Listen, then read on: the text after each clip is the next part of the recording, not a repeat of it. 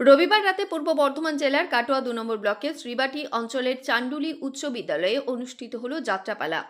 যাত্রাপালা মা মাটি মানুষ ভৈরব গঙ্গোপাধ্যায় রচিত এই যাত্রাপালা দেখতে এলাকার বহু মানুষ ভিড় জমিয়েছিলেন।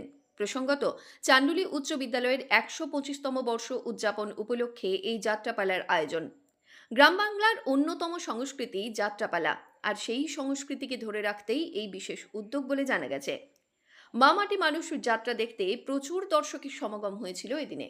শুনবো সেখানকার বাসিন্দারা কি বলছেন।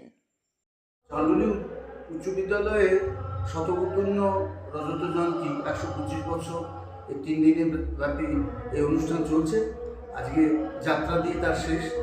আজকে যাত্রাপালা মা মাটি মানুষ, গ্রাম বাংলার প্রাচীন সংস্কৃতি এই যাত্রা হারিয়ে যেতে বসেছে বলে এই বিদ্যালয়ের পূর্ণ লগ্নে গ্রামের সমস্ত ছেলেদের নিয়ে ভৈরব গাঙ্গুলির লেখা ভৈরব গঙ্গোপাধ্যায়ের লেখা মা মাটি মানুষ যাত্রাপালা আজকে মঞ্চস্থ হবে। ঠিক আছে, এই যাত্রা কি হারাতে বসে গেছে গ্রামের দিকে যাত্রা অতিরিক্ত খরচের ভয়ে গ্রামের ছেলেরা যাত্রা নাটক থিয়েটার করতে ভয় পাচ্ছে।